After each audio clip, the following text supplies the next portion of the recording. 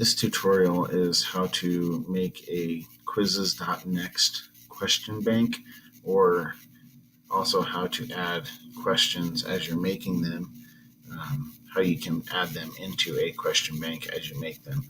Quizzes.Next is maybe a little bit different, maybe a little bit faster in regards to question banks than the legacy quizzes platform. So real quick, I'm going to go ahead and work through this for you. So if I come down, you can see I have a quiz set up. This is just a demo quiz. If I wanted to add instructions, I would do that right here. In this case, I've basically set up a true or false question. So I can put June is the 6th month of the year. Okay, obviously that question is true. And actually I need to put that down here in the question stem, not up there in the title. This is just the title here. So I could just call this months. Okay. And actually I could leave this blank right here if I really wanted to. Okay, so down here, if you notice, I have this little tab or button, I guess if you want to call it, called item banking. So if I go ahead and click on item banking, it brings up this little link here that says add to a bank. So if I click add to a bank, I can either add it to an existing bank, and when this button right here is selected, I can look at this drop-down menu, and here are all of the different banks that I actually have, or some of the different banks that I have. You can kind of see those here and whatnot. If I want to add, I'll go ahead and hit cancel for a sec. If I hit add to bank again, I can also create a new item bank at this time. So I'll go ahead and do that. I'll just put months, and I'll go add. Okay, so you can see it really didn't do anything here to the question. Okay, it's still 1 point. Okay, there's the title. Okay, if I go up here to, this is where I can go to my item banks. Okay, now you see here's an item bank called months. Okay, there's my question. Okay, I can edit the question in the bank. Okay, which is how I would do that. They also have the breadcrumb menu up here at the top. So I'm in the months item bank right now. And go back to item banks.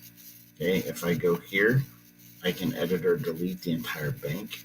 If I go back here to months again, I can also copy this question or move it, which is also kind of a nice tool.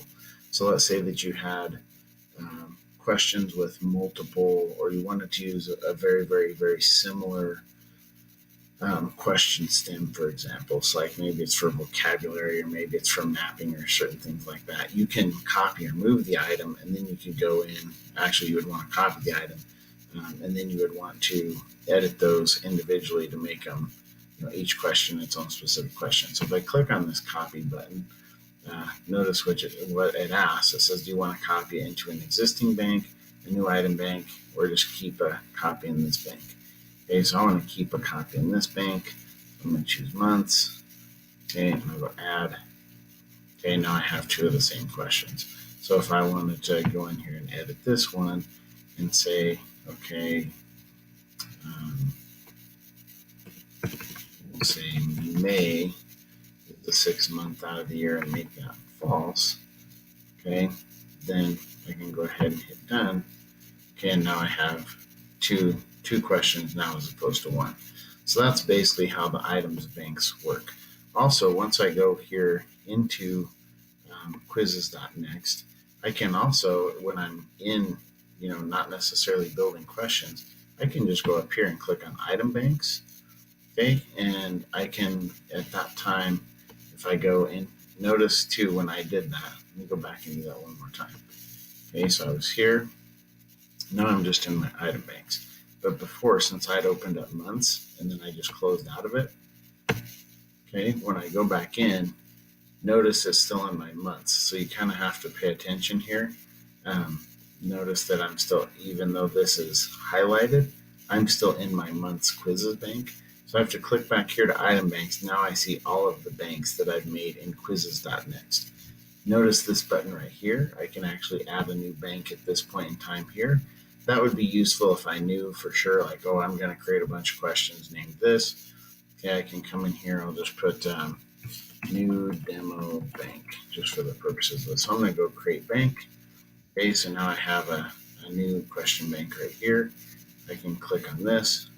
It says there's no questions in here. Okay, so pretty much there's nothing I can do until I decide to start adding questions. But that's very easily done because I can just come down here, add a new question. Notice I can do it above or below. We'll just go true or false. Question stem will be test demos rock. Okay, and obviously that is most certainly true. Okay, so if I go, oops, I must have clicked on something. So if I go edit here, go to item banking, go to add to bank, I can put it into an existing bank called new demo bank, add. Okay, now that question is saved in there. Okay, it says some options of points file change, so I can edit in bank. Okay, I'm good with this. Everything looks fine here. Okay, so I'm just going to go done. So there you can see I have a true false item right here in my new demo bank. So that is either how you create a bank and then put questions into it, or as you're creating a quiz, add certain questions into an item bank, because you can come back and do some other things like that later. You can see here all at random. This would be how you would add or randomize certain banks into a quiz. So anyway, that is how you make or put questions into a quiz bank in Quizzes.Next, or make a bank in which you can go in and add questions later.